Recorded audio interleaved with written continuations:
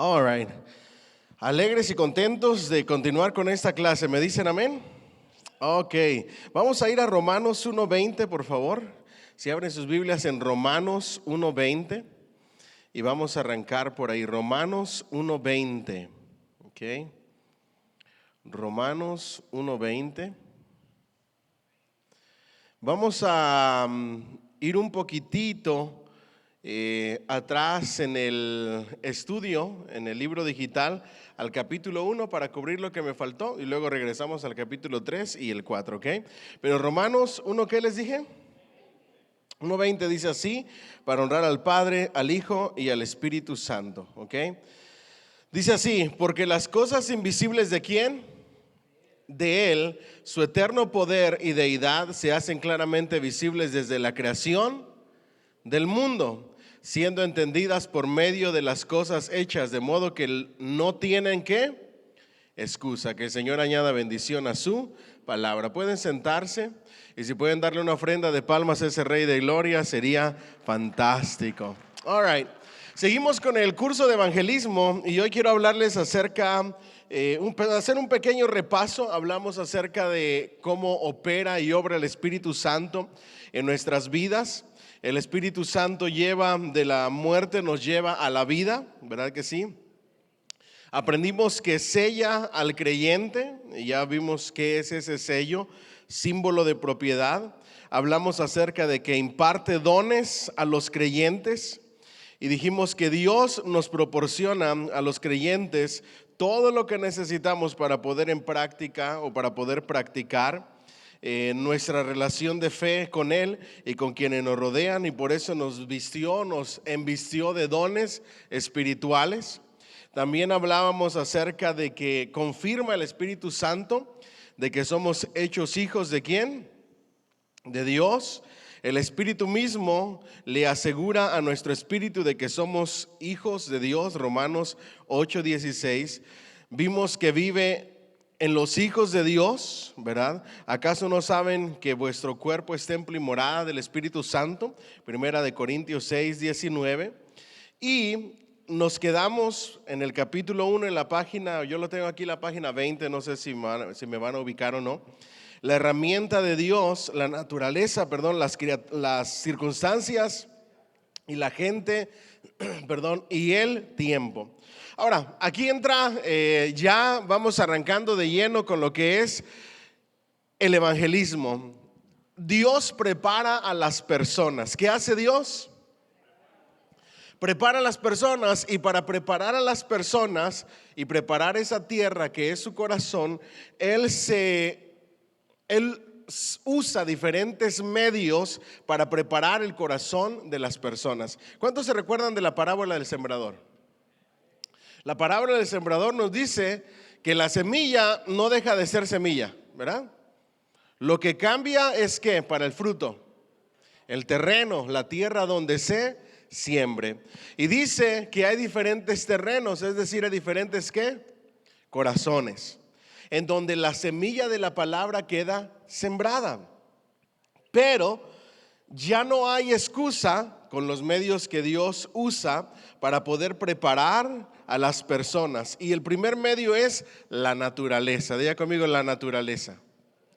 La naturaleza nos habla y refleja la majestad, la creatividad y la gloria del Señor.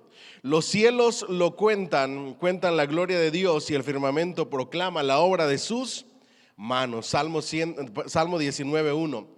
Porque desde la creación del mundo, las cualidades invisibles de Dios, es decir, su eterno poder y su naturaleza divina, se perciben claramente a través de lo que Él creó, de modo que nadie tiene excusa. El versículo que acabamos de leer. Entonces la gente puede ver la creación, y cuando ve la creación, ve la gloria de Dios, sabe que Dios es real, que es el creador de las cosas, y esa es una de las cosas que Dios usa para poder empezar a inquietar los corazones de las personas. El argumento natural es que para cada creación debe existir un creador. Entonces, Dios usa la naturaleza para facilitarnos la comprensión de su existencia y algo de su carácter y su poder. Va a haber ocasiones en que la gente simplemente con meditar el cielo, la tierra, la naturaleza, se van a dar cuenta de que hay un diseñador y un creador. Y como hay un diseñador y un creador que es Dios, la historia de Dios se torna en algo real y verdadero. Yo no sé cuántos han escuchado, pero a los científicos les choca mucho la complejidad del ojo. Si ustedes en algún momento tienen la oportunidad de estudiar la complejidad del ojo, es una de las cosas que más llama la atención y podemos decir que el ojo humano, al igual que todo el organismo del ser humano y la naturaleza, simplemente nos hablan de un diseño, de un creador. ¿Me dicen amén?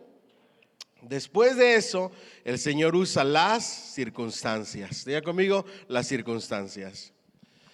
En ocasiones Él prepara el corazón a través de ver la naturaleza, la complejidad, la majestuosidad del universo, del cielo, de la tierra. Y la gente comienza a acercarse a ese Dios creador. O a poder decir, si hay un creador, tiene que haber algo más. Pero luego Dios permite que nosotros pasemos por diferentes circunstancias para preparar nuestro corazón para que la semilla del evangelio sea sembrada. ¿Cuántos pasan de largo frente a las señales de alto que Dios le ha puesto a través de las circunstancias de la vida? Y el escritor narra la historia de cuando uno va manejando y de repente se pasa un alto y no te das cuenta de que hubo esa señal, y si te pasas el alto, pues puede ser algo peligrosísimo. Si te pasas una luz roja puede ser algo a veces hasta fatal, mortal. Y en muchas ocasiones Dios usa las circunstancias de la vida para ponernos un alto o un cambio de dirección. ¿A cuántos de los que estamos aquí Dios les puso a través de las circunstancias un alto o un cambio de dirección? Levanten la manita. ¿Te diste cuenta por alguna circunstancia que tu vida necesitaba un cambio? Hay momentos cuando la gente está más receptiva al evangelio que en otros momentos. Noten esto. ¿Cuál fue el primer factor que Dios usa para que el evangelio vaya a comenzar abriéndose camino? La naturaleza. Factor número 2, las circunstancias. Hay momentos en la vida en que nosotros somos más receptivos al mensaje del evangelio, en unos momentos más que en otros. Las personas están más receptivas durante momentos de estrés más intenso o cambios en su vida.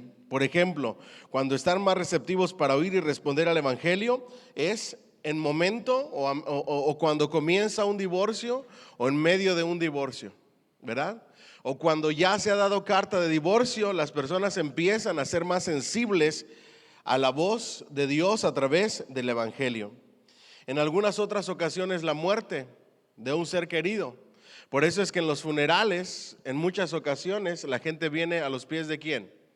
De Cristo, porque como si tienen la muerte como algo tan cercano, entonces ellos comienzan a reevaluar sus creencias y su estilo de vida.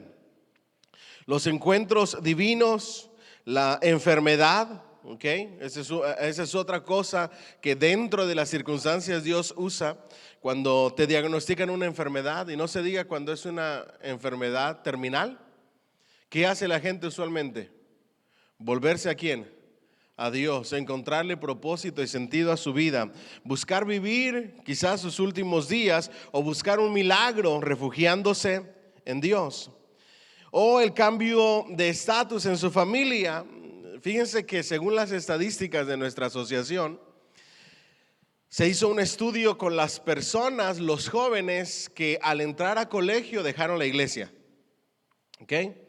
Pero luego que dejaron la iglesia, regresaron nuevamente a la iglesia. Y adivinen en qué momento o etapa de su vida regresaron a la iglesia. ¿Ah? No. Cuando tuvieron su primer hijo. Ahora ellos ya sentían una responsabilidad de crianza, de que fuera una buena persona, de que tuviera temor de Dios. ¿Y en quién y en dónde más se va a encontrar ese estilo de vida? En Dios, en Cristo. Entonces ese cambio de vida, esa etapa de su vida les hizo regresar a Dios y por ende a la iglesia.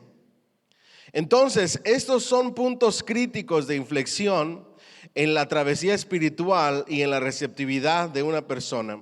Estas circunstancias pueden guiarnos a una puerta abierta al Evangelio, y Dios a menudo las usa para atraer a la gente a una relación con Él. Por eso es que gran parte del evangelismo que debemos de estar haciendo es ¿en dónde? Matrimonios en crisis, ¿qué más? Hospitales, ¿qué más? Familiares que han perdido un ser querido, ¿qué más? Cuando la gente está bajo demasiado ¿qué? Estrés. Ahí nosotros aprovechamos más que en cualquier otro momento para poderles predicar el evangelio. La muerte también nos hace reflexionar sobre el más allá y las cosas que más importan en la vida. Muchas veces a esa altura Dios usa a un cristiano dispuesto para comunicar el amor de Cristo a los sobrevivientes en algún accidente. Y ahí nosotros aprovechamos esas oportunidades para hablar de la vida más allá de la muerte. Dios también usa la enfermedad para captar nuestra atención, para darnos una advertencia, para hacernos cambiar de dirección. El cambio de estatus u otro punto crítico de inflexión que Dios suele usar, este cambio puede estar relacionado con el empleo. A veces la gente cuando tiene un cambio de empleo o se queda sin empleo, ¿a quién ayude para buscar auxilio cuando ya no aguanta más? A ese Dios, ¿verdad? Al Dios que nos puede ayudar. A veces la condición financiera es un alto, un detente, una crisis económica, una crisis en los negocios, una crisis financiera que te queda sin nada, te hace repensar el propósito real de tu vida. Un logro educativo o cualquier otro cambio significativo pueden hacer a las personas más receptivas para el evangelio. Estos cambios de estatus pueden ser positivos o negativos, pero en cualquier caso, la receptividad del evangelio suele elevarse. Ahora, de esos cambios que les mencioné, ¿cuál ustedes creen que pueda ser un cambio negativo que en lugar de acercarte a Dios te aleje? Yo les diría que un cambio de estatus educacional o financiero, pero no en crisis, sino en crecimiento, en éxito. La gente se hace y piensa que todo depende de él, que lo han conseguido por su propia manera, y eso en lugar de acercar a las personas a Dios, las aleja. Otros dicen, yo no soy digno ni merecedor, y lo que hacen es que las aleja, que las acerca a Dios, ¿ok? Entonces, ¿cuál fue el primer factor que Dios usa para poner los corazones más receptivos a la siembra de la semilla de su palabra? La naturaleza. El segundo, las circunstancias. Número 3, encuentros divinos. Diga conmigo, encuentros divinos. Algunas veces Dios se pone, ahora nos está hablando de nosotros la iglesia, Dios nos pone en el lugar correcto, en el momento correcto, con una persona que necesita oír de Cristo. Y de repente tú empiezas a escuchar la voz de Dios. ¿Cuántos han escuchado la voz de Dios? En el momento correcto, en el lugar correcto, para acercarse a la persona correcta. No van a escuchar la voz de Dios audible que les diga, fulanito de tal, acércate a tal persona y háblale del mensaje del evangelio.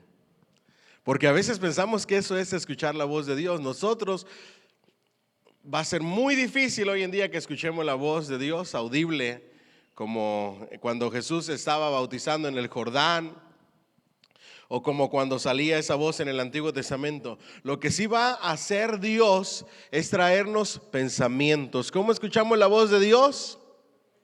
A través de pensamientos, ¿verdad?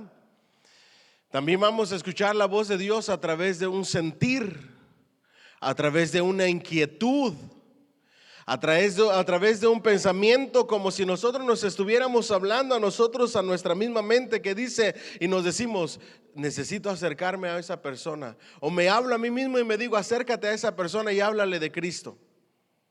No es que nosotros nos estemos hablando. Bueno, sí nos estamos hablando, pero hay alguien que está dirigiendo esos pensamientos. ¿Quién es? Dios, el Espíritu Santo, porque así es como Él habla. Ahora, si nosotros estamos esperando a que Dios nos hable en sueños y en visiones, que nos acerquemos a tal persona, quizá nunca va a suceder. Porque Él se basa de varias maneras. Lo primero dijimos, pensamientos. Diga bien fuerte, por favor, pensamientos. Te manda un pensamiento en tu propia mente. Diga conmigo, un sentir del corazón. Y ese sentir del corazón se puede traducir a una inquietud, a una carga, a una necesidad de acercarte a una persona y hablarle de Cristo. Y en algunas otras ocasiones Él se basa en su palabra que llega a nuestra mente. De repente tú estás sentado en un lugar y viene un versículo a tu mente, predica a tiempo y fuera de tiempo. Y hay como 3 personas a quienes les puedes hablar de Cristo. ¿Quién te está mandando ese versículo a tu mente y a tu corazón? Dios, el Espíritu Santo. A eso le llamamos encuentros divinos. Una atracción espiritual inusual hacia una empleada, dice este escritor del hotel, para hablarle y predicarle del evangelio. Una necesidad espiritual. Y cuenta la historia y dice: escuché a la empleada que hablaba de su travesía espiritual y sus desilusiones con las iglesias cristianas. Pude transmitirle el mensaje de Cristo, responder algunas de sus preguntas y orar por ella. No todos los encuentros divinos tienen un final trascendente. Aquella noche ella no se entregó a Cristo, pero se abrió su corazón a oír el evangelio. En algunas ocasiones la gente no se va a entregar a Cristo ahí mismo, pero sí escuchó ¿qué? El evangelio. Y la semilla del evangelio fue ¿qué? Sembrada. El resto lo hace el Señor. Ahora debemos de ser obedientes para que los encuentros divinos den resultado. Cuando el Espíritu Santo se mueve, debemos continuar diciendo sí. Espíritu Santo, sí, heme aquí. Si el Espíritu Santo te dice ve y testifica, ¿qué tienes que hacer? Ir y testificar, entablar una conversación con alguien, hablarle a alguien de Jesús, orar por alguien. Dice: hoy oré a Dios desesperado porque sabía que la vida debía tener algo más de lo que estaba experimentando. Le dije que si realmente existía tenía 24 horas para revelarse, de lo contrario me suicidaría. Y de eso hay muchas historias. El escritor cuenta una historia de una persona a quien se le acercó a hablarle de Jesús y esa persona le dijo: Señor, si tú eres real, Dios, si tú existes, muéstrame que tú existes. De lo contrario, me voy a quitar la vida. Y en esos momentos llega a alguien, le habla del amor de Cristo, le habla del amor de Dios, le presenta el mensaje del evangelio y eso da como resultado que la persona desesperada haya visto que Dios había contestado su oración. ¿Me siguen hasta aquí? Luego la gente, la fundación y extensión del reino de Dios se centra en el Espíritu Santo, materializado a través de agentes humanos o colaboradores. ¿Qué somos nosotros? Diga conmigo, colaboradores de Dios. Para predicar el evangelio, Dios usa a su iglesia, usa a las personas, usa a la gente. A pesar de nuestras debilidades e imperfecciones, Dios sigue usando a su pueblo para comunicar su mensaje. Jesús escogió a un grupo de personas para que predicaran y llevaran esa tarea, su iglesia. El llamado de predicar el evangelio es de su iglesia, pero también usa a los individuos. Diga conmigo: Dios me quiere usar a mí. Ahora diga: Dios me va a usar a mí. Porque cuando pensamos en plural, decimos alguien lo va a hacer. Alguien está predicando, alguien está evangelizando, que lo haga alguien más, pero Dios quiere usarte a ti de manera personal, de manera individual, para que transmitas el mensaje del evangelio. Dios ha puesto ese mensaje en tus manos. ¿Me dicen amén? También usa su cuerpo, que es la iglesia, lo acabamos de ver. Ahora, la mejor manera en cómo Dios usa la iglesia, presten atención. El testimonio de una vida radicalmente cambiada es poderoso. Cuando la gente te ve a ti que hablas del Evangelio y tu vida ha sido cambiada y transformada, es algo poderoso. Pero es todavía más poderoso el testimonio de un grupo de personas que representan a Cristo y ponen en práctica el mensaje más poderoso, el mensaje de Jesús. El impacto y el testimonio de una iglesia cambiada y transformada por el poder de Dios es todavía más poderoso, porque ya no es una sola persona, es un grupo grande de personas cambiadas y transformadas por el poder de Dios. Alguien que me diga amén. El cuerpo de Cristo puede y debe de ser la evidencia más poderosa de la veracidad de nuestro mensaje. Jesús dijo: este mandamiento nuevo les doy, que se amen los unos a los, así como yo los he amado, también ustedes deben amarse los unos a los. De este modo todos sabrán que son mis discípulos si se aman los unos a los. Juan 13, 34 al 35. 3 o 4 ocasiones menciona que se amen los unos a los. Y esta es la gran diferencia entre una persona que llega a una iglesia y se queda, o una persona que llega a una iglesia y se va. ¿Me siguen hasta aquí? Nuestra energía, nuestra necesidad, nuestro deseo, nuestro comportamiento, nuestras palabras como iglesia deben de apuntar a que la gente vea el amor entre nosotros. Que os améis los unos a quienes, así como yo les he amado, también ustedes deben amarse los unos a los otros. Cuando llegue una persona, debemos de ¿qué? De amarla. ¿Debemos de qué? De amarla, como Cristo nos amó a quienes, a nosotros. De esta manera sabrán que son mis discípulos y se aman los unos a los otros. Yo he descubierto algo. Las personas o se alejan o se acercan a Dios por la falta de amor. Dígame, ay Señor.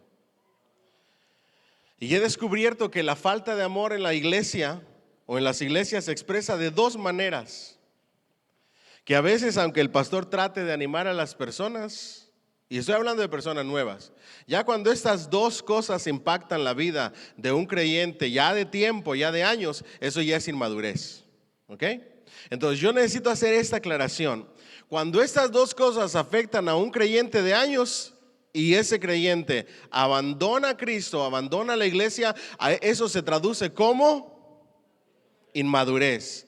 Pero cuando la persona no se ha convertido o es un nuevo creyente y se aparta de Dios o de la iglesia por estas dos razones, entonces la iglesia tiene mucho trabajo que hacer. Lo primero es, digan conmigo, las palabras. Las palabras que salen de tu boca expresan el amor hacia las personas o el rechazo. Díganme, ay Señor. Cuando tú te atreves a hacer un comentario de alguien a quien ni siquiera conoces, tú estás dañando y lastimando a esa persona. Es más, para decirles de manera más puntual, el hablar mal de otras personas ni siquiera debería de existir en nuestras conversaciones. Ni un amén, santo Dios. El que tú te reúnas para hablar y criticar a alguien, a un hermano tuyo, eso es lastimarlo. Eso lo hace una iglesia esquizofrénica, se lastima a sí mismo. Lo que Dios quiere de su iglesia es que nos amemos los unos a los otros, y la mejor manera de amar y de expresar el amor son las palabras. Las palabras que edifican, que construyen, que nos ayudan a la mutua edificación. Tus palabras deben de construir, deben de animar, deben de apoyar, deben de ayudar a las personas.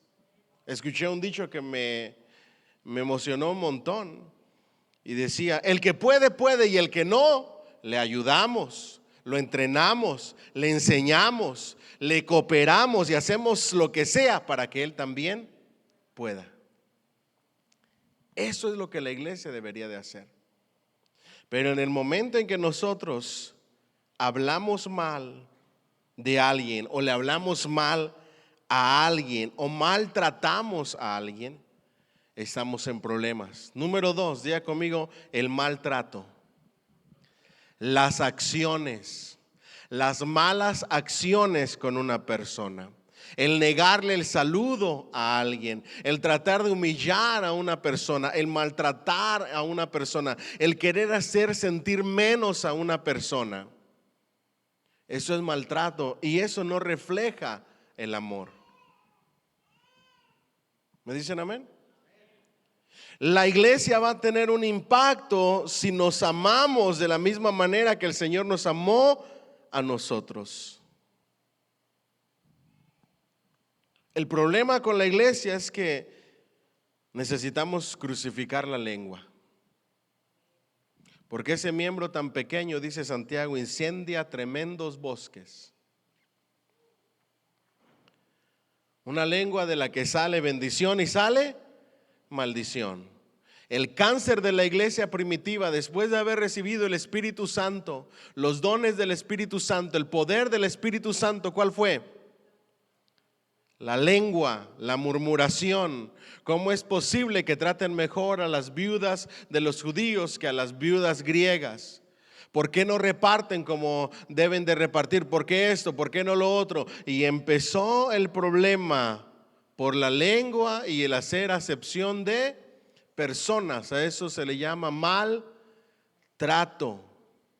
Ninguno de nosotros, no importa la posición que tengamos, tenemos el derecho de maltratar a nadie, ni con nuestras palabras, ni con la autoridad. A eso se le llama abuso de autoridad. Nos merecemos honor, amor y respeto todos. Y aún con amor y respeto se puede dar disciplina. ¿Me dicen amén? Puede haber corrección. Pero el problema es que no soportamos la corrección,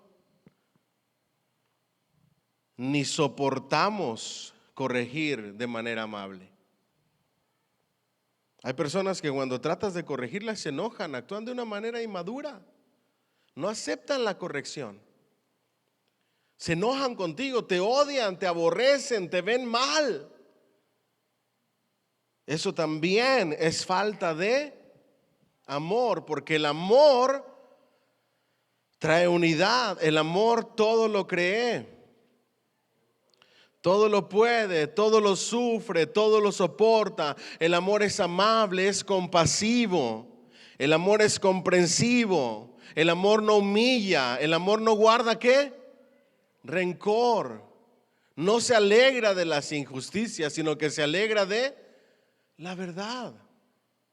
Si se aman los unos a los otros, entonces van a conocer que son mis discípulos y van a ser de un impacto evangelístico extraordinario. Pero si llega la gente asqueada del medio de trabajo donde están, donde se tijerean los unos a los otros, donde se apuñalan los unos a los otros, donde hablan mal los unos de los otros, donde se pelean y se envidian las posiciones de los unos de los otros. Lo mismo sucede en las familias, la competencia, quién tiene más, quién esto, y la gente está asqueada. Y llegan a la iglesia y encuentran lo mismo en lugar de encontrar amor. No vamos a poder tener un impacto evangelístico real.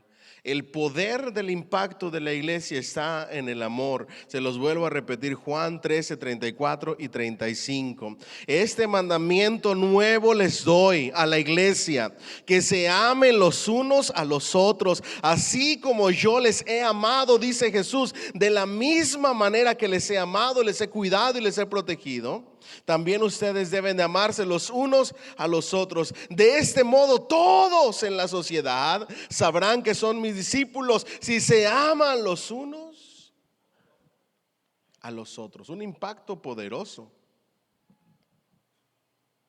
Pero mucha gente se ha alejado de Dios por la lengua de los cristianos,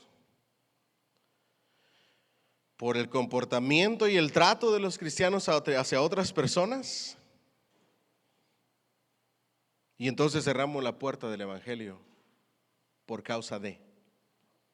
Ustedes saben que hubo un discípulo que trató de hacer eso. Su nombre es Pedro. Y terminó siendo reprendido ¿por quién? Por Pablo. Porque mostraba una cara con los judíos y otra cara con los gentiles. Y cuando se juntaron los dos, empezó a preferir a los judíos y a hacer acepción de personas. Y le dice Pablo, eso no es el amor de Cristo. No puede ser de esa manera. No puedes decirle a unos sí te junto y a otros no te junto. El amor de Cristo es para todos. ¿Me dicen amén? Es difícil argumentar frente a una vida cambiada. Aún más difícil argumentar contra un grupo de personas que vive de manera diferente al seguir a la persona y sabiduría de Dios. El tiempo con las redes de circunstancias y la gente, el tiempo. Y con esto cierro ese capítulo. En ocasiones Dios utiliza, diga conmigo, el tiempo. Y ahí es donde nosotros debemos de ser sabios. Dios tiene un tiempo para todos. A algunos les toma más tiempo que a otros. Pero Dios tiene un tiempo específico para cuando alguien vendrá a sus pies. ¿Me dicen amén? Cuando alguien estás orando y pasan meses y pasan años y les estás hablando y no pasa nada, lo único que tienes que decir es Dios tiene su tiempo, ¿ok? Capítulo número 3. ¿Cuáles son los elementos esenciales? Aclaremos el mensaje del evangelio. Evangelizar implica llevar un mensaje. Es importante que tengamos claridad en la comprensión del mensaje que comunicamos. Diga conmigo, pero con ganas, yo tengo que comprender el mensaje para poder ayudar a otras personas a que comprendan el mensaje. El asunto es que como el mensaje del evangelio fue dado en tiempos diferentes, en una cultura diferente, yo necesito comprenderlo, porque cuando lo recibe la persona a quien yo se lo predico, esa persona lo recibe en su propia cultura, con su propio vocabulario, en su propio contexto. ¿Me siguen hasta aquí? Entonces yo debo de tener claro el mensaje que comunico. La iglesia cristiana siempre debe de tener presente que el nuestro es uno entre muchos mensajes religiosos. Por lo tanto, no podemos darnos el lujo de ser imprecisos en su comprensión y su diseminación. Hoy hay creencias al por mayor. Hay un montón de religiones, un montón de gente predicando, un montón de gente que ha descubierto la verdad, y para la gente allá afuera nosotros somos una religión más. Así como los testigos, así como los mormones, somos otra religión que toca sus puertas y que quiere ganar adeptos. Por eso es tan importante que nosotros seamos claros en el mensaje y que diferenciemos lo que predicamos del resto de las religiones. Y si ustedes se preguntan, pastor, ¿y qué hace diferente lo que predicamos al resto de las otras religiones? Ahorita vamos a verlo, ¿ok? Pero el punto más importante es que nosotros predicamos a un Dios, un Cristo resucitado. Todos los demás líderes religiosos que predican y que toman como Dios o como profeta otras religiones están muertos y están en sus tumbas. Pero Cristo resucitó. A eso se le llama el poder de su resurrección. Las iglesias parecían comunicar muchos mensajes diferentes. Uno de sus entrevistados dijo: creo que cada iglesia dice algo diferente. Recuerden que el escritor de este libro es un maestro que tiene a sus estudiantes, manda a sus estudiantes a predicar el evangelio, a hacer entrevistas, y uno de sus estudiantes le preguntó a alguien algo y esta persona respondió: a veces pienso que todas las iglesias son diferentes, porque cuando escucho a gente de diferentes iglesias, todos me hablan de manera diferente, y a veces pienso que cada iglesia dice algo diferente. Diga conmigo, por eso estamos como estamos.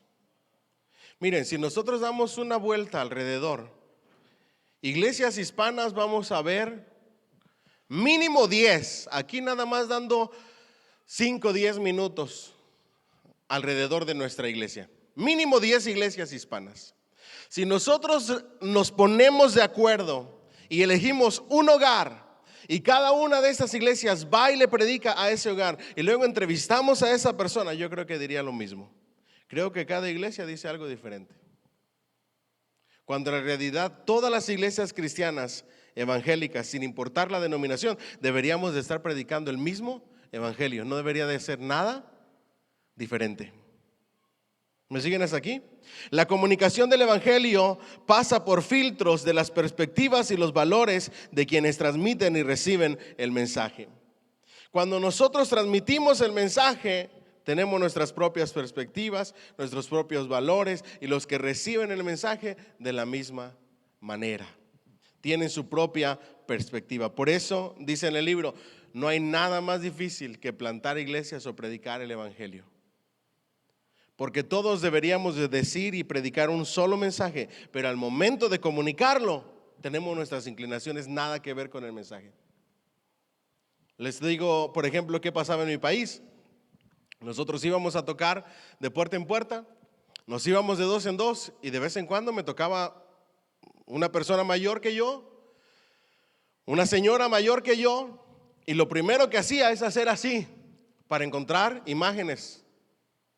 En mi país la mayoría de las personas son de la iglesia tradicional, y si tú haces así vas a encontrar la Virgensota o un Cristo crucificado.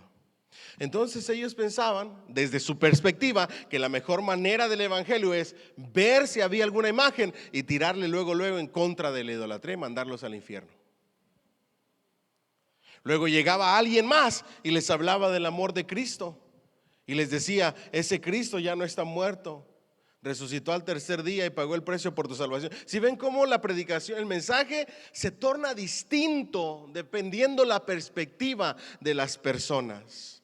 Y no debería de ser así, pero como no queremos seguir el consejo de Dios y queremos hacer las cosas a nuestra manera, siempre va a haber problemas. ¿Verdad que sí? Cada que nos decidamos hacer algo sin leer un manual de instrucciones, vamos a terminar en problemas. Y sin garantía por mal uso de lo que hicimos. Porque no lo hicimos de la manera que. El asunto es que nosotros tenemos el mejor manual, con los mejores ejemplos de predicación de nuestro Señor Jesucristo, de sus discípulos, de la iglesia primitiva, y ni aún así queremos hacer caso a la manera correcta de predicar el evangelio. La declaración más sencilla del evangelio, Jesús es Señor, depende en su significado del contenido que determina la cultura, determina lo que la cultura le da a la palabra Señor. ¿Qué se entiende por señorío en la cultura en cuestión? ¿Cuáles son los elementos esenciales del evangelio y qué se necesita para recibir a Cristo? ¿Qué significa aceptar al Señor como Señor? Si nosotros vamos a diferentes culturas a predicar, nosotros tenemos que hacer esa aclaración. ¿Qué significa aceptar el señorío de Jesús? ¿Qué significa recibir a Cristo? ¿Qué significa o cuáles son los elementos esenciales del evangelio? ¿Qué querría comunicarle Dios a los perdidos cuando nos encomendó? Vayan y prediquen ¿qué? El evangelio. Porque el Espíritu Santo ilumina la verdad en los corazones, pero quienes predican, diga conmigo, es su pueblo. Entonces necesitamos clarificar y comunicar el mensaje. Tenemos que redefinir el evangelio. Lo envolvemos con un atuendo cultural que mayormente reconocemos solo nosotros. Tomamos atajos, ponemos poco cimiento, suponemos que nuestros receptores comprenden mucho más de lo que probablemente entienden y olvidamos la conexión de nuestro mensaje. Ahora, esto es bien cierto lo que dice el escritor, y obvio porque es un experto en lo que es el evangelismo. Entonces, nosotros tenemos ese mensaje y tenemos que envolverlo. Diga conmigo, el envoltorio. Se los digo de esta manera: la salvación es un regalo. Y vamos a suponer que esa salvación es un diamante. ¿Y un diamante qué es? Diga conmigo, una piedra preciosa. Si yo agarro ese diamante y se lo tiro a la gente, ¿qué le va a provocar ese diamante hermoso, valioso y costoso? La va a descalabrar a más de uno, la va a dejar ensangrentada. Pero si yo ese mensaje, ese regalo, esa piedra preciosa, le pongo un envoltorio de regalo y se lo entrego a alguien, ¿qué va a provocar? Un cambio, una transformación. Por eso es que los métodos o la metodología de la entrega, a eso le llamamos el envoltorio. Diga conmigo, el envoltorio. Y hay un tratado que se me hace que nosotros lo debemos de tener por ahí, que habla de las 4 leyes espirituales. Y eso tiene sus años. Cuando en aquellos años se hablaba acerca de leyes y de lógica y de tantas cosas, eso estaba al día. El envoltorio estaba perfecto para la cultura y lo que estaba sucediendo en aquel momento. Pero hoy en día ese envoltorio ya no funciona. Porque la cultura ha cambiado, la sociedad ha cambiado, los métodos deben de cambiar, y ahí está el problema de nosotros las iglesias, que queremos seguir haciendo evangelismo como se hacía años atrás. ¿Cuándo fue la última cruzada evangelística que ustedes vieron que se ha hecho? Ya no. Porque eso fue un envoltorio, una manera de predicar el evangelio, pero la cultura y la sociedad ¿a qué? Ha cambiado. El evangelio no cambia, pero la manera de transmitirlo tiene que cambiar y evolucionar de acuerdo a cómo va cambiando la gente y la cultura. Yo no puedo hablarle del mensaje y predicarle el evangelio a una generación Z como lo hacía con las personas que hoy ya son ancianas. No sé si me estoy explicando. La manera de transmitir el mensaje tiene que cambiar, tiene que ser clara, tiene que exponerse en medio de la cultura, la sociedad cambiante, sin cambiar el mensaje, simplemente expresando los mismos términos de la manera correcta en nuestra cultura actual. ¿Me siguen hasta aquí? Entonces, un evangelio que no esté envuelto en palabras condicionadas culturalmente, jamás puede existir un evangelio exento de cultura. Sin embargo, el evangelio que desde el comienzo al fin está representado de forma culturalmente condicionada, cuestiona a todas las culturas, incluso aquellas donde fue representado originalmente. El uso de las palabras, podemos tener la intención de comunicar un mensaje, pero el que escucha recibe otro. Nuestro mensaje del evangelio es multifacético. No es lo mismo predicarle a un chino en una cultura china que a un estadounidense en una cultura estadounidense. No va a ser lo mismo. Y eso lo aprendió la iglesia primitiva, porque ellos fueron de cultura en cultura, nación a nación, y fueron envolviendo el mensaje del evangelio de tal manera que Pablo de manera sabia pudo enseñarnos: me hice judío para ganarme a los judíos, me hice griego, me hice gentil. Envolví el mensaje del evangelio, le puse una envoltura, y la manera de transmitirlo lo hice comprensible, sin cambiarlo, pero comprensible a los judíos, a los griegos y a los gentiles. Mateo, Marcos y Lucas tienen el mismo proceso evangelístico. Cada uno fue con un destinatario específico, predicando el evangelio, el mismo evangelio, pero de una manera distinta, adaptada. Mateo le escribió ¿a quiénes? A Israel, a los judíos. Por eso comienza con su línea genealógica, ¿verdad que sí? Demostrando que ese Jesús es ¿quién? El Mesías. ¿Y Marcos para quién fue escrito? Para los romanos. Por eso se le llama el evangelio de la acción. Se narran solamente relatos de acción, sanidades, milagros, etcétera. ¿Por qué? Porque la cultura romana, eso era lo que les llamaba la atención. Entonces, ¿qué hizo Marcos, guiado por el Espíritu Santo? Adaptó el mensaje del evangelio y lo envolvió de una manera y lo transmitió de una manera que fuera de acuerdo a esa cultura romana. ¿Y Lucas, a quién le escribió Lucas su evangelio? A los griegos. y adaptó la manera de transmitir ese evangelio de acuerdo a la gente que quería, a los gentiles, que él quería mostrarles el camino de salvación. Por eso nosotros debemos de adaptarnos. ¿Me dicen amén? Si yo llego con una persona bien educada, con un lenguaje refinado, hablando acerca de temas como la existencia de Dios y temas diferentes, yo me adapto a esa persona y comenzamos a hablar de esos temas. Pero si llego con una persona con quien yo entré en contacto y solamente terminó la primaria en su país, no puedo llegar hablándole con términos que ni siquiera conoce, tratando de humillar. Yo tengo que hablarle en términos ¿qué? Simples, que la persona pueda ¿qué? Entender. Seamos honestos, hermanos. ¿A quienes se les ha hecho un poco difícil leer este libro? Levanten la mano. A mí se me ha hecho un poco difícil. Este libro es un libro académico. Y a los que no se les ha hecho difícil es porque no lo están leyendo. Porque este libro es un libro académico, es un libro de colegio.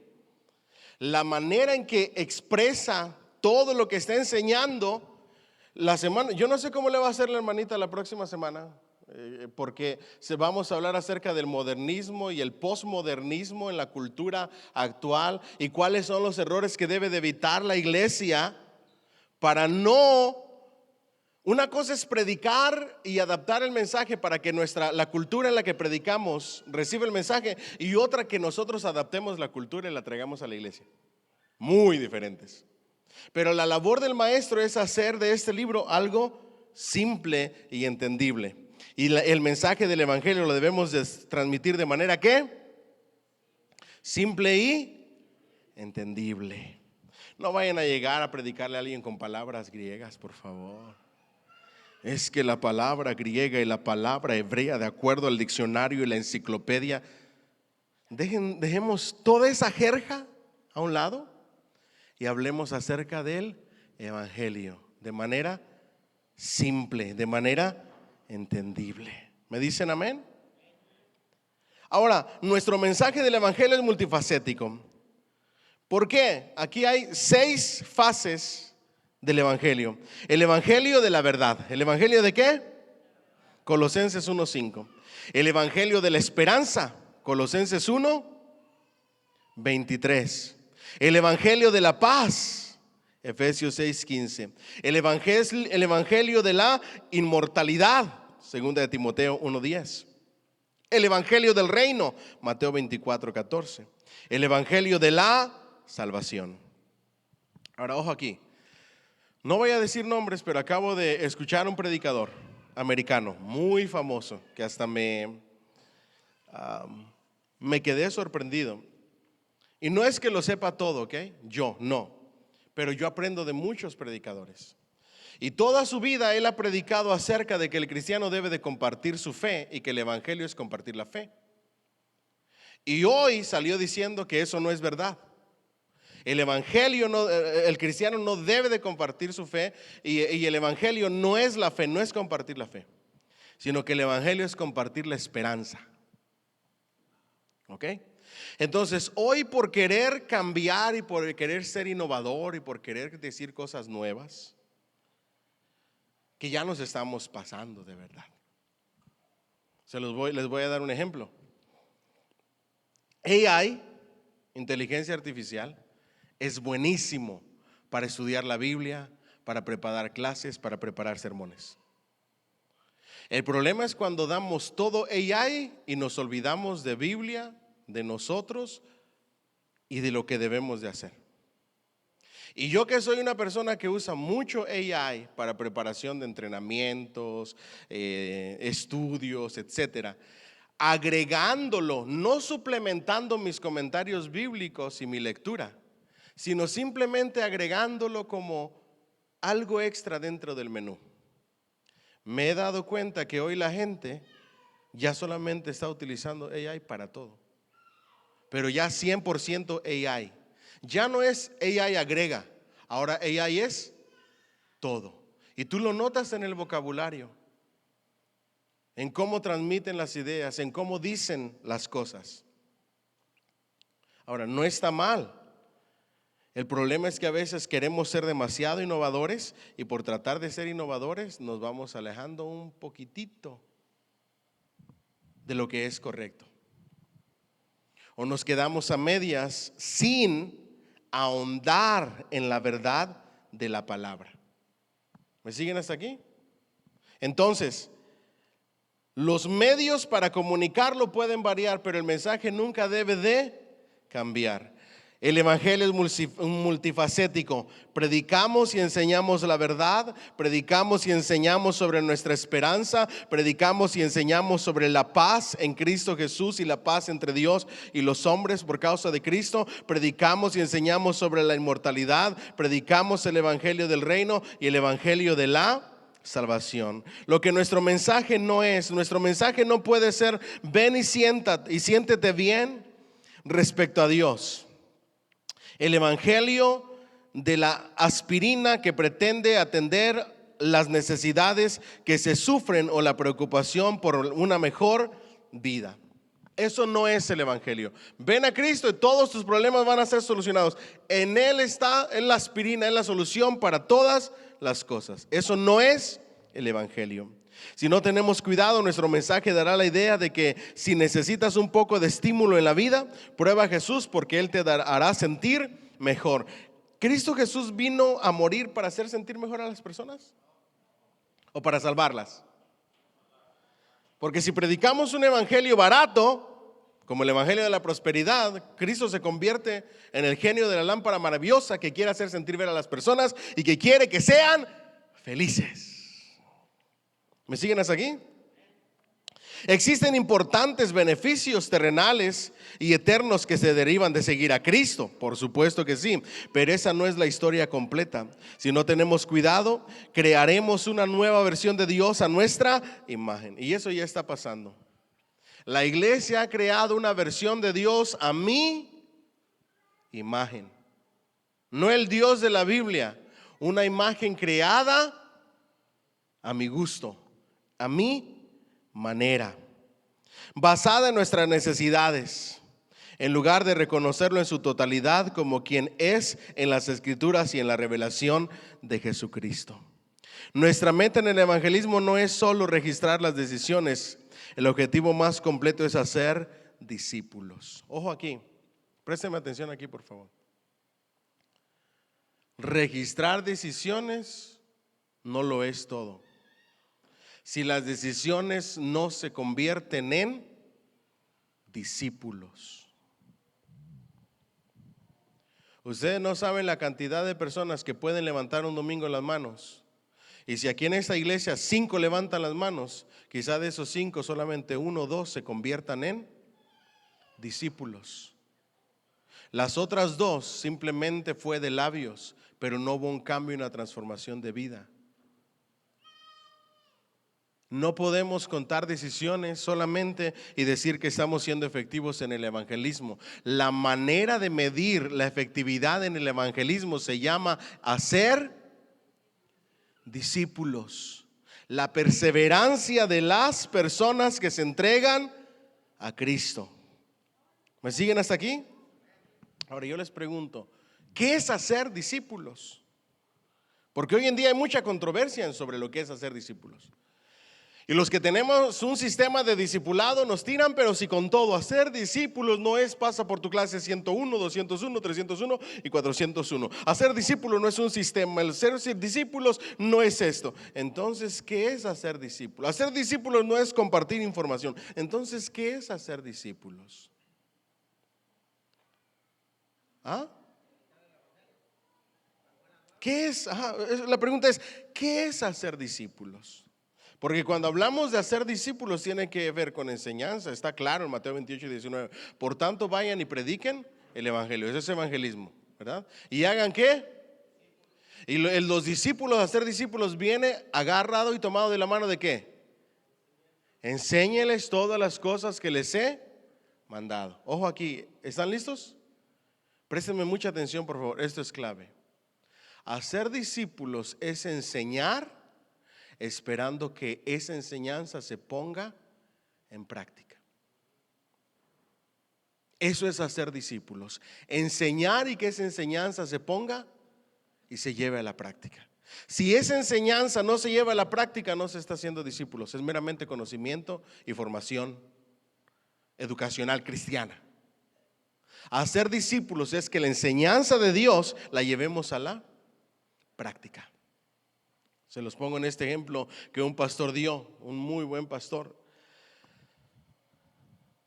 Él dice: el verdadero discipulado queda reflejado como si yo tengo a mi hija y le digo a mi hija: no vayas y hagas tal cosa, porque si haces tal cosa te va a pasar esto.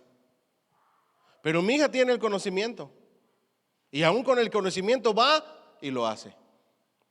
La verdadera esencia del discipulado es que mi hija reciba la enseñanza y que luego lleve a la práctica esa enseñanza.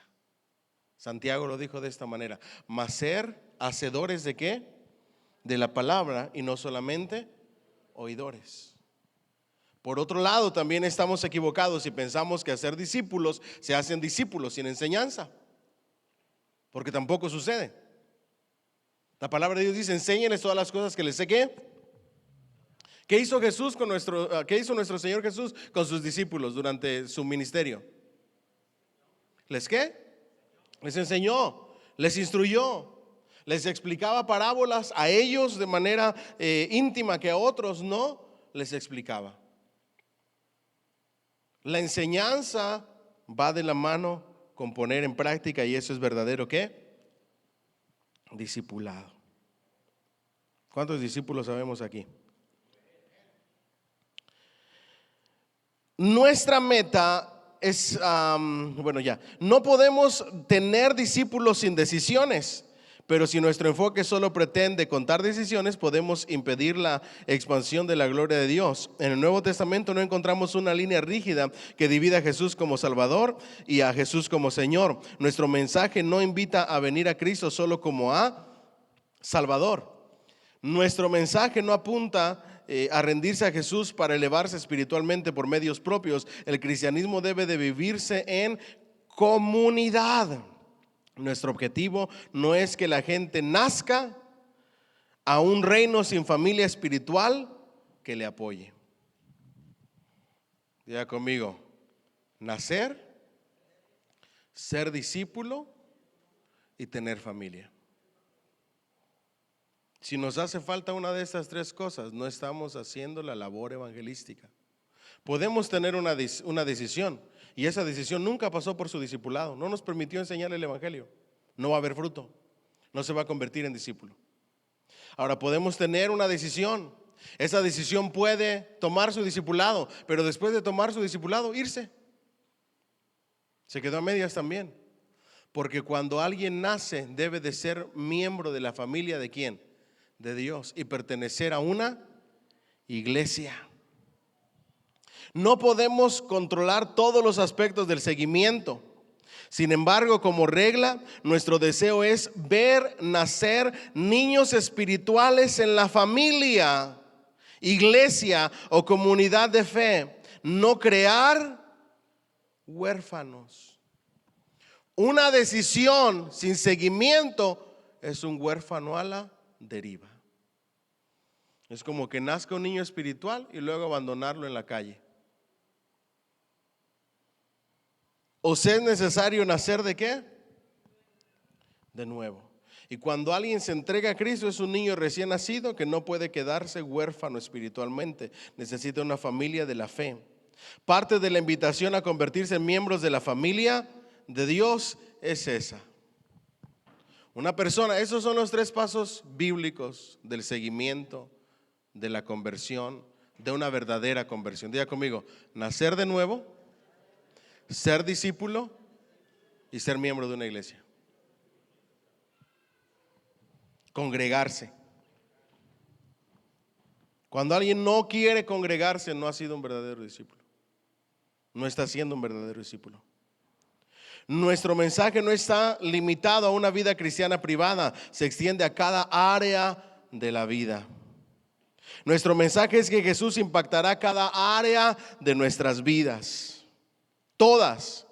El ministerio de Jesús comenzó con un llamado así: arrepiéntanse porque el reino de Dios se ha acercado. La pregunta crucial compete al contenido de la conversión.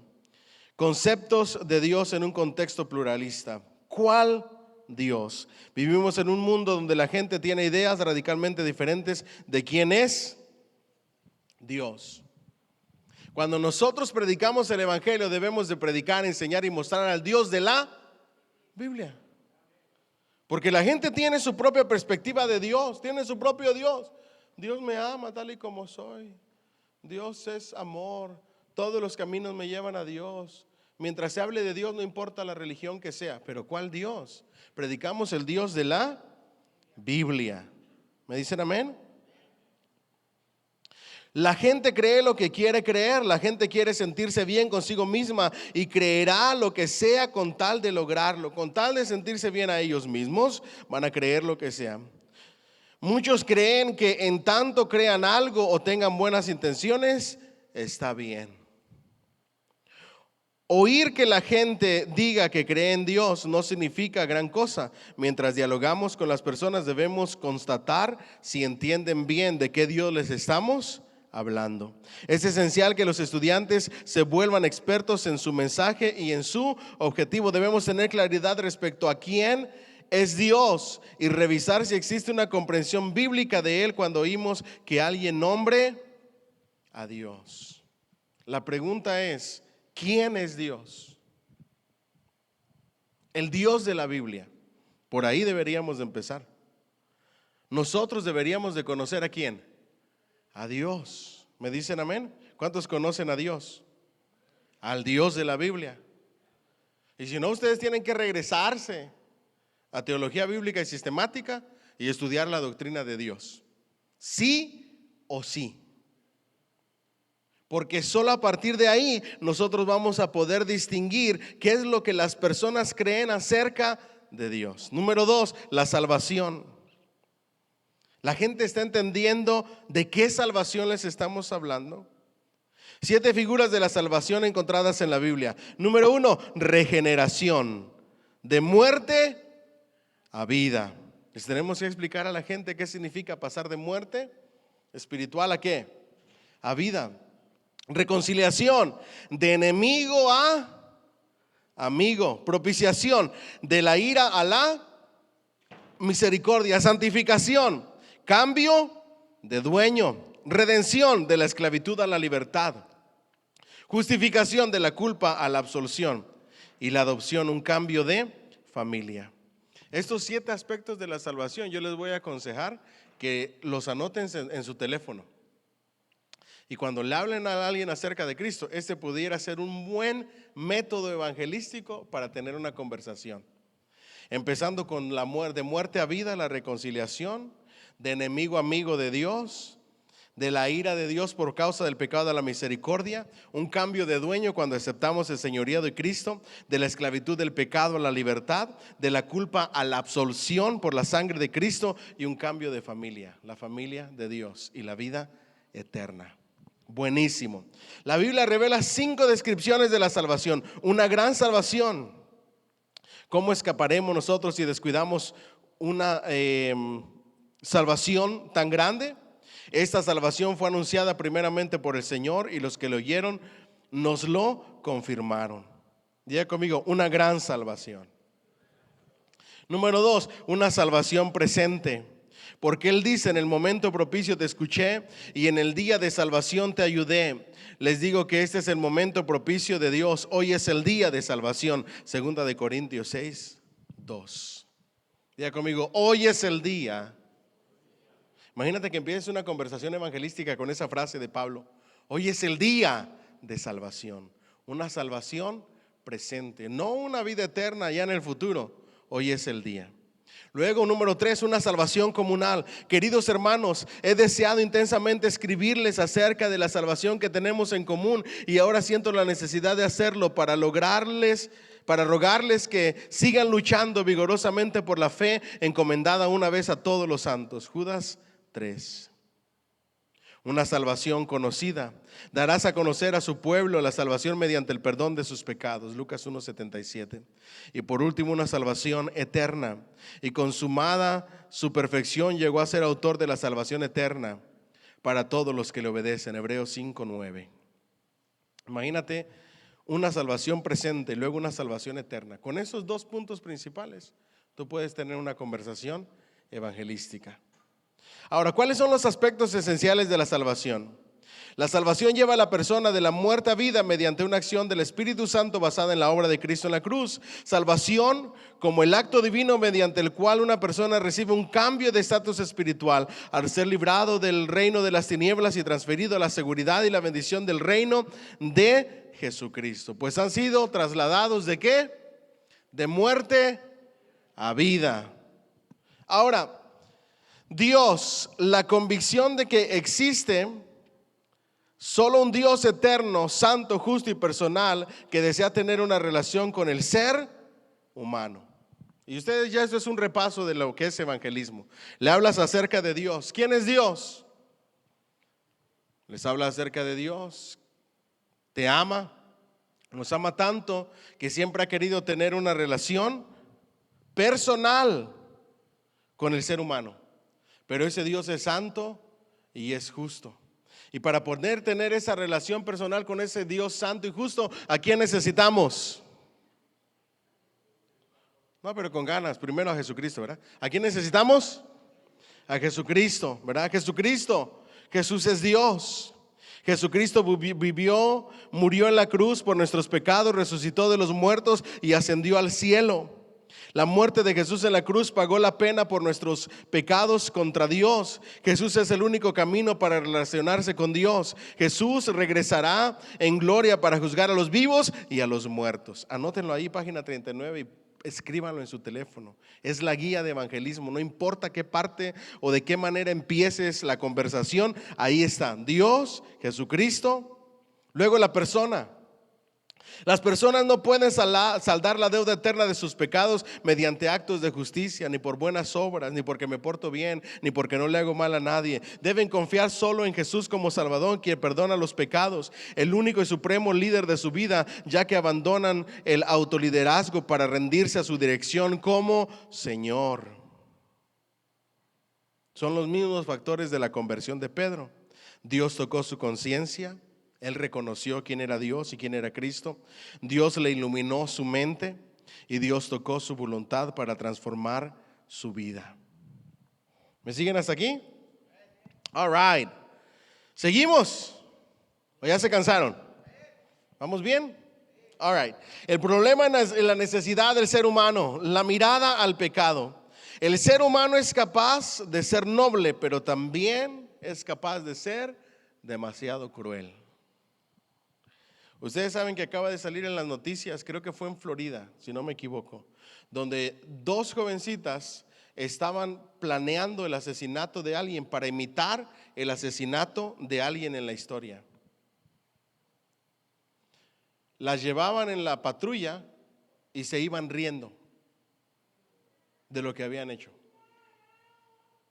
El hombre, el ser humano es capaz de ser noble, pero también es capaz de ser demasiado cruel. El ser humano es naturalmente pecador, no es bueno. Naturalmente somos ¿qué? Pecadores. Naturalmente no somos buenos. Somos valiosos para Dios, pero sin Él nos vamos a seguir autodestruyendo. Nosotros necesitamos enseñar a las personas que le demos vuelta a mirar el pecado del ser humano, el pecado original. Todos pecamos, no hay bueno, no hay nadie quien haga lo bueno, ni aún uno. Y sin Cristo, sin una relación con Cristo, sucede lo que estamos haciendo, nos destruimos. La visión de Dios, Dios es santo y no tolera el pecado en su presencia. Dios se toma en serio el pecado, no siempre responde a este de la misma manera. Si lo hiciera es probable que hoy ya no estuviéramos aquí, le decimos a las personas. Al enviar a Cristo a morir en nuestro lugar como castigo por nuestros pecados, nos proporcionó una vía de escape de las consecuencias eternas de nuestro pecado. Él nos ama apasionadamente. Porque ¿en quién queda satisfecha la ira de Dios por causa del pecado? En Cristo Jesús. Nuestra visión, la gente la gente tiende a categorizar o minimizar el pecado. Los formadores de opinión de los medios consideran que la tolerancia es un valor tan elevado que muchos de nosotros ya no sabemos qué está bien ni qué está mal, con el nombre de tolerancia. A tal grado ha decaído el ser humano que con la palabra tolerancia ya no sabemos qué distinguir qué está bien o qué está mal. Mi esposa está yendo a colegio y me acaba de decir que acaba de tener una clase de un maestro de Language Arts y toda la hora de la clase fue aprender los pronombres y todo lo de la inclusión.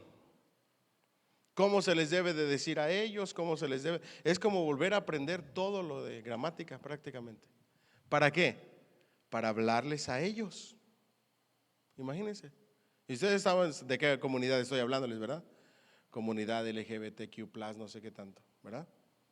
Entonces ya se está enseñando en las escuelas todo lo que tienes que usar para poderles hablar a ellos y darles el trato que ellos se merecen, según ellos, usando la palabra ¿qué? Tolerancia. Ya no sabemos distinguir entre lo que está bien o está mal, lo que es pecado o no. El deseo profundo de casi todo el corazón es ser libre de la culpa y la vergüenza. Al elevar la tolerancia y quitar la palabra pecado de nuestro vocabulario, seguimos sin poder eliminar sus consecuencias y la necesidad de quitarlo. La incongruencia se presenta cuando lo que parecemos ser y la fachada externa que presentamos no concuerda con lo que sucede en nuestro interior. Cuando hablamos acerca del pecado en la humanidad, la incongruencia es el peor enemigo. ¿Me siguen hasta aquí? La mayoría de las personas sienten la necesidad de ponerse a cuentas con el Creador del universo. Solo Cristo, mediante su obra expiatoria en la cruz, puede tratar con nuestro pecado. Él pagó nuestra deuda que no le pertenecía. Algunas culturas tratan de librarse de esta culpa mediante rituales u ofrendas o sacrificios a sus dioses.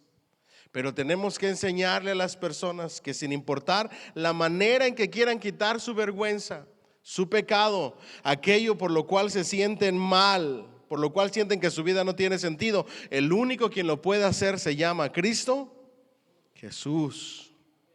Y no puede haber sacrificios, no puede haber mandas, no puede haber donaciones, no puede haber absolutamente nada que quite esa culpa. Nuestra necesidad, el pecado de la incredulidad bíblica nos separa de Dios. Sin lugar a dudas, esto traerá sobre toda la gente un juicio. Necesitamos un Salvador que quite la culpa y la vergüenza que el pecado ha traído a nuestra vida. Es una necesidad. También tenemos que decirle a la gente sobre el destino del ser humano sin Dios. Tiene que llegar el momento en la conversación donde les hablemos acerca del destino del ser humano sin Dios. ¿Cuál es el destino del ser humano sin Dios? El infierno. Sin Cristo, nuestro destino eterno es la separación de Dios, que es el infierno. La gente puede tratar de buscarle la vuelta y de explicar contrario sobre el infierno, pero la Biblia es clara en Lucas 16, 19 al 31. Describe la realidad de una separación eterna entre los que siguen a Cristo y los que no. Hay un escritor, profesor de este escritor, que escribió un libro que dice: sí, Virginia, existe un infierno.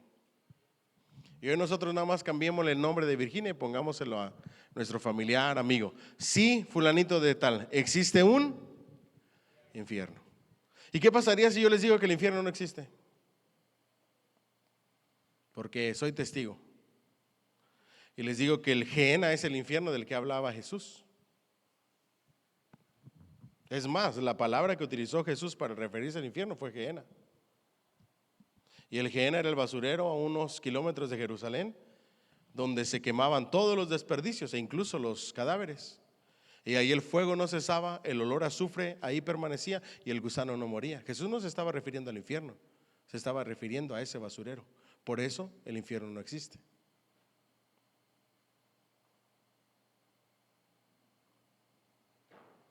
Ustedes tienen que responder: sí, Arel, el infierno existe.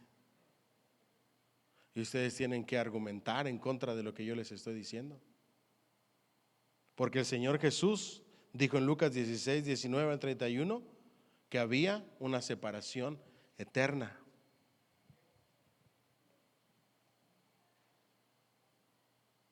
¿Me siguen hasta aquí? Ustedes tienen que derrumbar todo argumento que se levante en contra de Cristo. Yo puedo ser una persona que no cree y decirle: no, el infierno no existe. Este es el infierno. Lo que estamos viviendo en vida es el infierno. Esta vida es un infierno. Los sufrimientos de esta vida son el infierno. Eso es a lo que se refería Jesús. El infierno no existe. ¿Ustedes qué me dirían? No, si el infierno existe. ¿Cómo lo van a demostrar?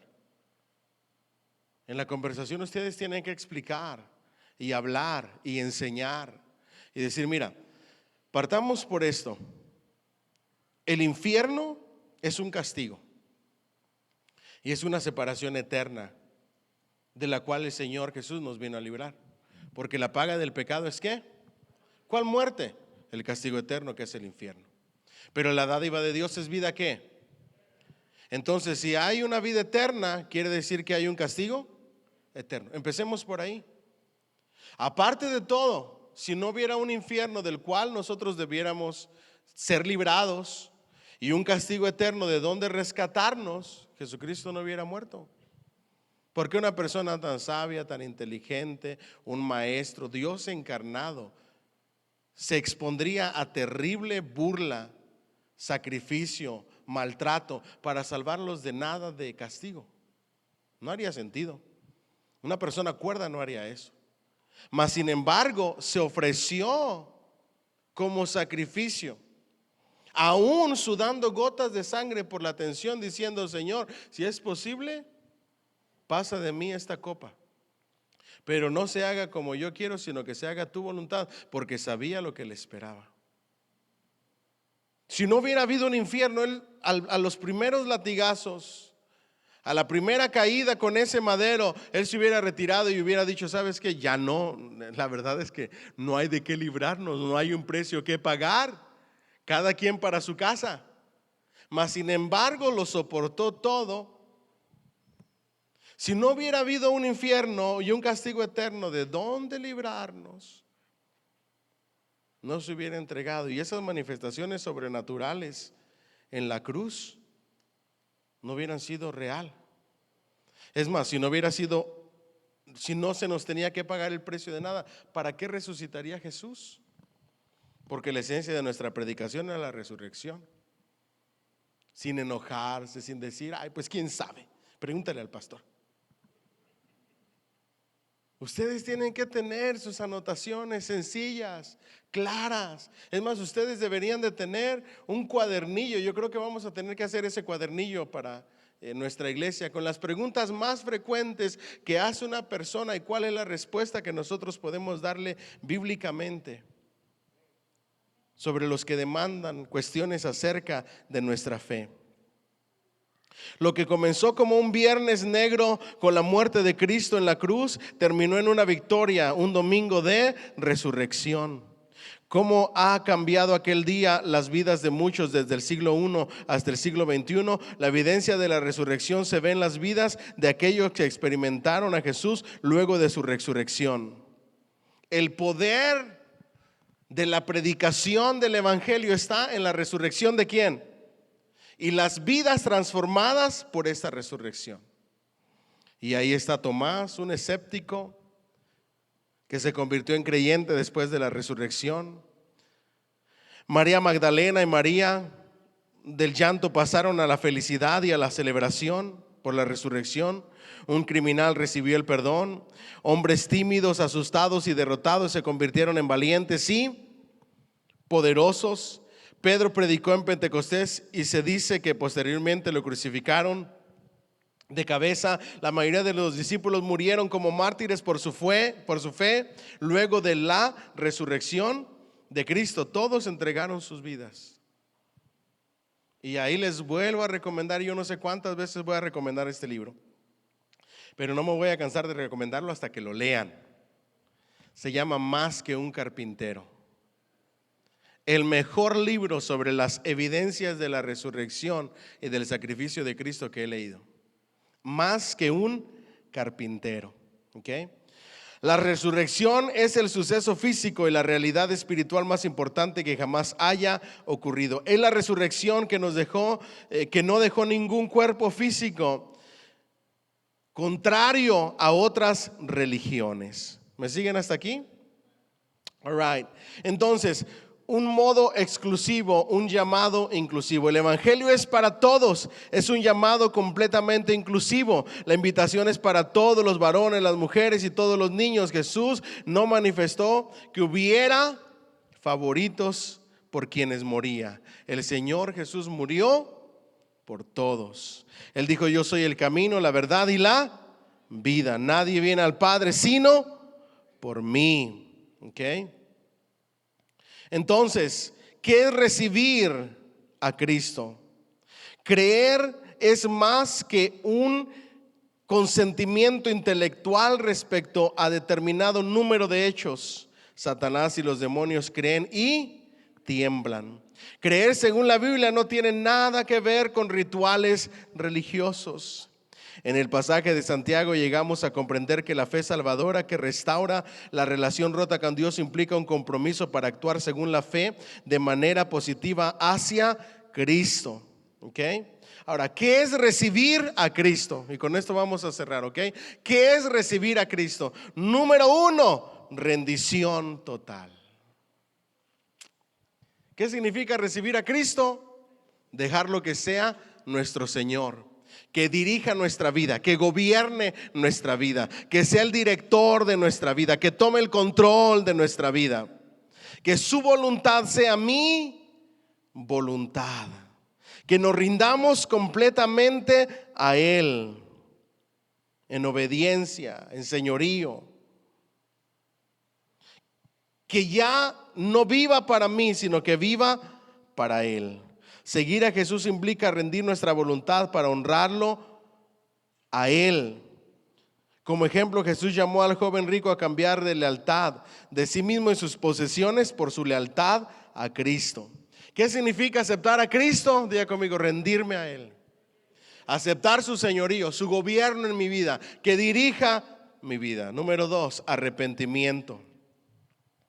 La escritura es clara en cuanto a que no hay perdón de pecados sin arrepentimiento. Esto implica darle la espalda a nuestros propios deseos para seguir a Cristo. También implica estar de acuerdo con Cristo respecto a nuestra condición pecaminosa. Es más que un mero sentimiento de pena o culpa por alguna acción. El arrepentimiento también implica un cambio de actitud que resulta en un cambio de dirección de vida. Eso es arrepentimiento. Diga conmigo: cambio de actitud y cambio de dirección de vida. Eso es recibir a Cristo. ¿Ok? Y número 3, fe, confianza y creencia. La fe o la confianza son otra faceta de recibir a Cristo. En realidad, sin fe es imposible agradar a Dios, ya que cualquiera que se acerca a Dios tiene que creer que Él existe y que recompensa a quienes le buscan. ¿Me dicen amén?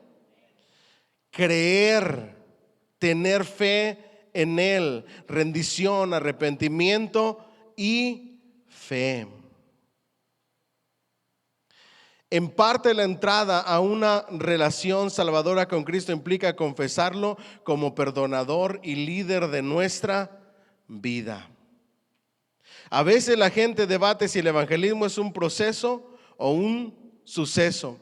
Por lo general implica un proceso, pero esto no debe de confundirse con la salvación y la conversión que se produce en un momento en especial. La predicación y evangelismo puede ser un proceso. Diga conmigo: un proceso. Tú predicas, la gente escucha, pero cuando se produce la salvación, eso es en un acto, en un momento, en un instante. La persona es salva. Y usualmente cada persona sabe distinguir cuándo llegó la salvación a su vida. ¿Verdad que sí?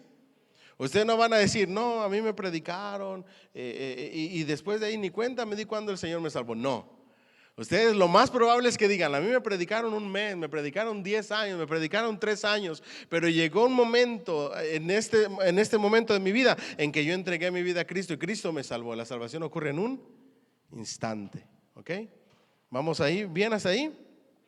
En un momento, ¿ok?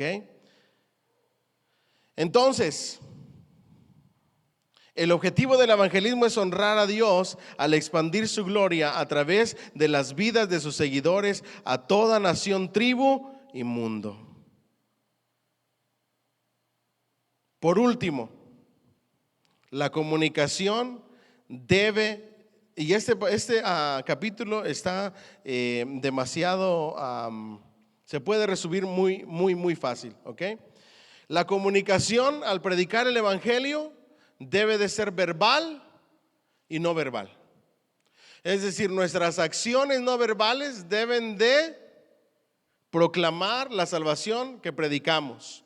Los hechos hablan más que las palabras. Y luego cuando usamos palabras deben de ser palabras entendibles, comprensibles.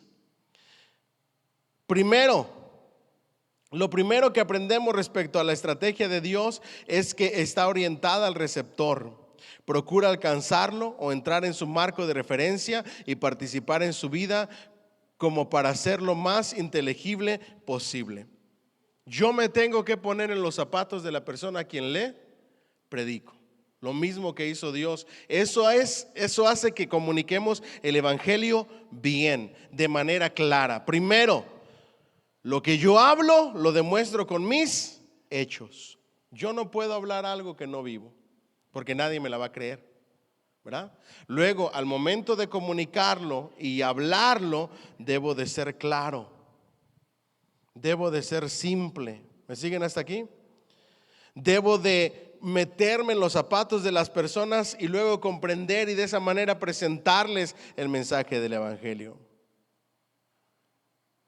Debo de identificarme con las personas.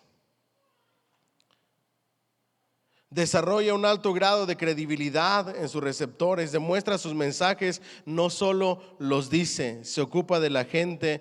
Se lo resumo: alto grado de impacto, desarrolla un alto grado de credibilidad en sus receptores. Diga conmigo: mensaje creíble. ¿Por qué? Porque lo vivo. Demuestra su mensaje, no solo lo dice. 2, se ocupa de la gente y los problemas específicos, es decir, te pones en los zapatos de las personas.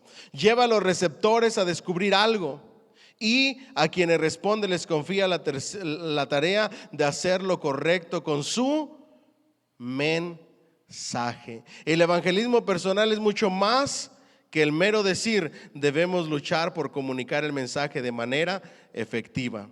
Es comunicarlo de manera efectiva. Nuestra debilidad en los años pasados ha sido retener el antiguo envoltorio. Ya les hablé acerca de esto. Nuestra comunicación en el evangelismo implica construir credibilidad, ser una persona creíble con un mensaje creíble que usa métodos creíbles. All right. Entonces, para que sea una comunicación clara y simple, los términos que uso, el contexto cultural en el que yo estoy predicando, debo de envolver el mensaje del evangelio de manera comprensible para las personas. Así de sencillo es la comunicación. Para que sea una comunicación efectiva, el mensaje debe de ser comprensible, sencillo. Y cierro con esto: sin un lenguaje demasiado religioso. En eso se basa todo el capítulo 4, en que los cristianos no sabemos hablar sin utilizar un lenguaje religioso. Ahora, ¿cómo nos damos cuenta? Cuando tenemos una conversación con alguien, cuando predicamos el evangelio o nuestras reuniones. Les hago una pregunta. Si llegara una persona que nunca ha escuchado o que ha escuchado muy poco del Evangelio, que no ha estado con cristianos prácticamente en su vida, cuando entra por esas puertas y llega a una reunión nuestra, ¿entiende lo que decimos? Piénsenlo. Porque nosotros estamos en la gloria. Yo he de iglesias donde dice, oh, alaben al Cordero de Dios que quite el pecado del mundo. Y cuando una persona, ese es un lenguaje bíblico, pero no todos lo conocen. ¿Quién es el Cordero de Dios? Hosana, Hosana, Hosana al Hijo de David. Hay personas que ni siquiera saben que Jesús es el Hijo de David y por qué es el Hijo de David. Y mucho menos entienden la palabra Hosana. ¿A qué va el escritor? Cuando prediques el Evangelio, deja a un lado el lenguaje de religioso y habla con un lenguaje normal. En lugar de decir el Cordero de Dios, ¿qué debes de decir? Jesucristo. ¿Me siguen hasta aquí? Por decir un ejemplo. Utiliza un lenguaje simple. El Señor quiere que te conviertas en una oveja de Él. En lugar de decir conviértete en una oveja de Él, ¿qué debes de decir? Conviértete en un hijo de Dios. En lugar de decir cualquier otro término bíblico, religioso, que sí están en la Biblia, pero que la gente no entiende, adapta tu vocabulario y hazlo comprensible a la gente. Amén. Ok, démosle un fuerte aplauso, Señor. Vamos a darle 2 minutos a alguna preguntita que tengan por ahí. Allá. Ajá. Ajá.